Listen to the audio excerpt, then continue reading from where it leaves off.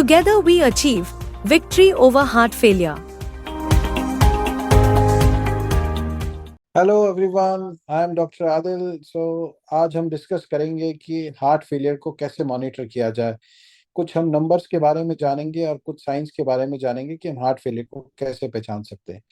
और जैसा कि हमें पता है कि हार्ट फेलियर एक ऐसी बीमारी होती है जिसके अंदर अपनी हार्ट की पंपिंग पे असर पड़ जाता है और हार्ट को जोर से काम करना पड़ता है उस पंपिंग की डिमांड को फुलफिल करने के लिए और खून को आगे सभी ऑर्गन्स तक पहुंचाने के लिए। तो हार्ट फेलियर के बहुत मल्टीपल कारण होते हैं। कॉमन जो कारण होता है वो अपने देश में जो देखा गया है, वो एक हार्ट अटैक की बीमारी होती है जिसकी वजह से हार्ट फेलियर की हो सकता है और हार्ट की पंपिंग कम हो जाती है। बाकी और भी दूसरी बीमारी है, जैसे मांसपेशियों की बीमारी, कई बार वाल्व की बीमारी, कई बार मांसपेशियों के साथ में कोई जेनेटिक डिसऑर्डर्स भी होते हैं, उसकी वजह से भी कई बार हार्ट के तारों की बीमारी की वजह से भी हार्ट की पंपिंग कम पड़ सकती है। तो ये जो कॉमन जो कारण होते हैं, हम इनको नजर में रखते हुए ये देखेंगे, ये सारी बीमारियां जो है हार्ट फेलियर के रूप में प्रेजेंट करती है। अब हार्ट फेलियर के लक्षण क्या होते हैं? सबसे जो कॉमन लक्षण होता है हार्ट फेलियर का, वो होता है चलने वक्त सांस फूलना, रात में सोते वक्त सांस फूलना, रात में लेटते वक्त सांस फूल जाना। यानी अचानक रात में सांस फूल रही है, आपको घबराहट हो रही है, तो ये हो सकता है पॉसिबल। या आपकी चलने में अगर सांस फूल रही है, आपकी एक्टिविटी जो रोज आप करते हैं उसकी एक्टिविटी से अगर आप कम एक्टिविटी कर पा रहे हैं, इसका मतलब प्रॉब्लम है आपके हार्ट के अंदर, कि आपके हार्ट की पंपिंग पे कुछ असर आया और हार्ट फेलियर आपको हो सकता है।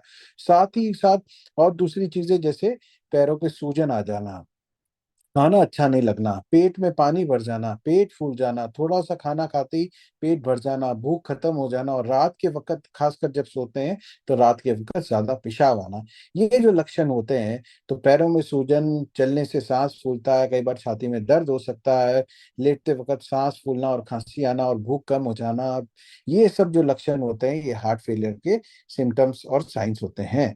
तो ये इनको अपन को नजर में रखना है और इनको अपन को दिमाग में रखना है। ठीक। अब कुछ नंबर्स के बारे में अपन जानेंगे, कि जैसे ब्लड प्रेशर के बारे में।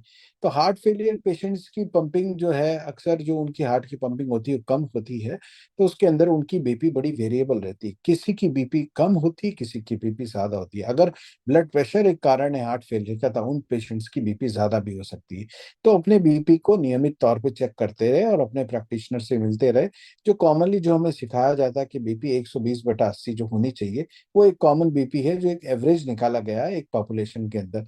पर अपनी अगर बीपी, ऊपर वाली बीपी 150 के नीचे और नीचे वाली बीपी 90 के नीचे, तो वो लगभग नॉर्मल होती है। पर अगर वो ऊपर वाली बीपी 90 के नीचे चली जाए तो उसको हम कम भी कहते हैं, कि बीपी कम हो गई है।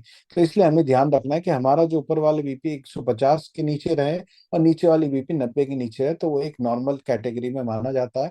हार्ट फेलियर पेशेंट्स की अगर बीपी इस रेंज के दौरान रह रही है, तो इसका मतलब उनका बीपी ठीक है। दूसरी चीज जो होती है, धड़कन। धड़कन अगर बराबर चल रही है, गड़बड़ चल रही है, क्योंकि हार्ट फेलियर वाले मरीजों में एरिथमियास बहुत होते हैं, यानी धड़कन की बीमारी हो जाती है, जिसमें धड़कन कभी कम कभी ज्यादा हो सकती है और इरेगुलर भी हो सकती है। इरेगुलर धड़कन की वजह से कई बार स्ट्रोक हो सकता है, जिसको लकवा कहते हैं। तो धड़कन बराबर रहनी चाहिए, धड़कन बिगड़नी नहीं चाहिए, उसके नियमित तौर पर अपन चेक करते रहे।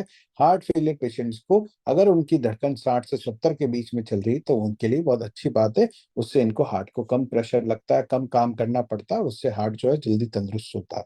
तीसरी चीज जो है, एसोसिएटेड बीमारियां।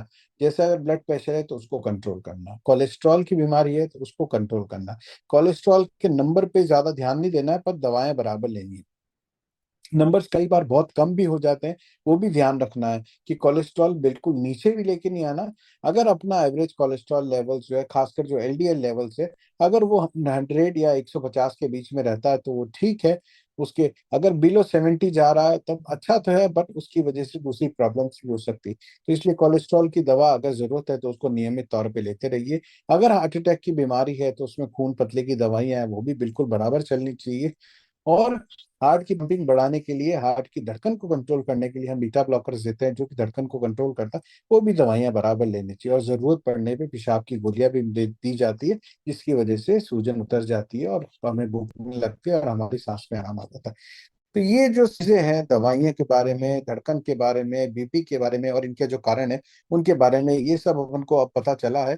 तो अगर हमें कभी भी इस तरीके के सिम्टम्स मौजूद हो कि चलने में सांस फूलना, छाती में दर्द होना, पैरों पे सूजन आ जाना, भूख नहीं लगना, ये सब जो लक्षण होते हैं हार्ट फेलियर के लक्षण हो सकते हैं। और हमें इसके बारे में ध्यान रखना है। अगर ऐसा हमें लगे तो अपने हमें डॉक्टर से नियमित तौर पे तुरंत अपनी जांच करवानी चाहिए और उनसे मिलना चाहिए। हार्ट फेलियर के मरीजों को अगर बात की जाए कि जैसे डेली एक्सरसाइज की बात की जाए, तो उनको एक्सरसाइज भी लिमिट में करनी है, क्योंकि जब हार्ट कमजोर है तो ज्यादा एक्सरसाइज नहीं कर सकते। तो हल्की वॉकिंग कर सकते हैं, तेज वॉक भी उनको नहीं करना और हैवी एक्सरसाइज कभी भी नहीं करनी। और नमक का भी ध्यान रखना है, नमक ज्यादा नहीं लेना और पानी का भी बहुत ध्यान रखना है, क्योंकि पानी ज्यादा लेंगे, पंपिंग कम है, तो अपने पैरों पर सूजन आ सकती है और अपन को वापस हार्ट फेलियर की परेशानी हो सकती है। तो इन सब लक्षणों को ध्यान में रखते हुए, इन दवाओं की एडवाइस को ध्यान में रखते हुए, इन वाइटल साइंस को ध्यान में रखते हुए अगर हम ध्यान रखेंगे तो हम हार्ट फेलियर की बीमारी पे जीत पा सकते हैं। धन्यवाद।